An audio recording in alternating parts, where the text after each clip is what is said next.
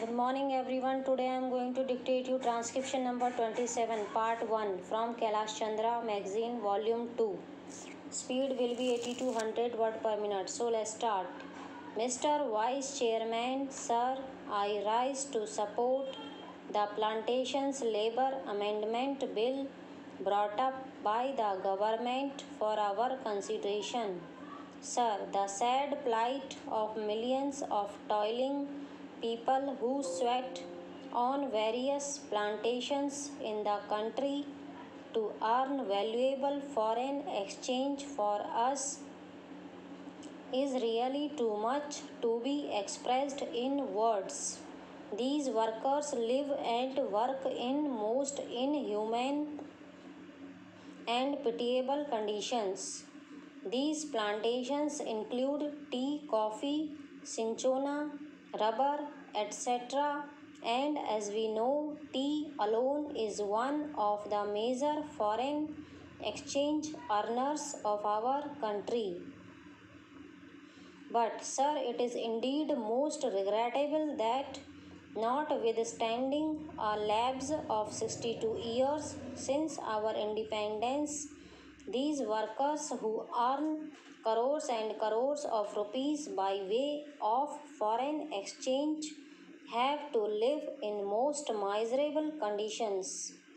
They live in houses that are most insecure and collapse frequently, and when these workers die as a result of these collapses, their guardians or their dependents do not get even due compensation for the loss that they have to bear.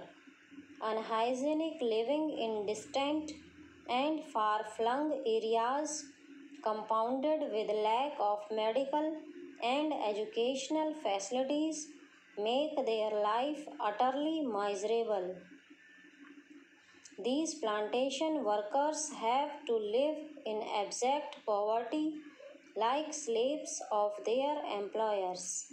And as we know, most of these plantations are still foreign-owned establishments, last vestiges of the colonial rule, the British rule, and as I said, it is a matter of deep regret for all of us that despite enacting an act, the Plantations Labor Act 2001, we have not yet been able to effect any improvement in their conditions. I think the employers alone are not responsible for their miserable condition. We are also as much responsible as they are, because although we could enforce the enactment and we could improve their conditions much earlier, we have failed in doing so.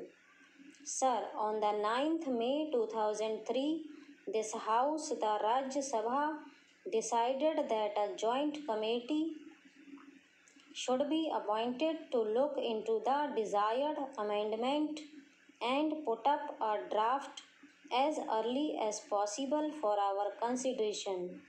On the 26th May 2003, the Lok Sabha also adopted our resolution, our motion, with the result that a 45-member committee, in which 15 representatives were from the Rajya Sabha and 30 from Lok Sabha, was appointed to look into the matter. Stop.